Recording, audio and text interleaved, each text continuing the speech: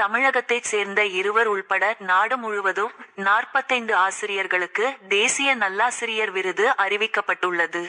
மறைந்த முன்னாள் ஜனாதிபதி ராதாகிருஷ்ணனின் பிறந்த நாளான செப் 5ஆம் தேதி தேசிய ஆசிரியர் தினமாக கொண்டாடப்படுகிறது. இதையொட்டி மத்திய அரசு நாட்டின் சிறந்த ஆசிரியர்களை தேர்வு செய்து தேசிய நல்லாசிரியர் விருதை வழங்குகிறது. இந்நிலையில் இந்த ஆண்டுக்கான தேசிய நல்லாசிரியர் விருதுக்கு தேர்வான 45 ஆசிரியர்கள் கொண்ட பட்டியலை மத்திய கல்வி அமைச்சகம் வெளியிட்டுள்ளது. அதில் தமிழகத்தைச் சேர்ந்த 2 ஆசிரியர்களுக்கும் விருது அறிவிக்கப்பட்டுள்ளது.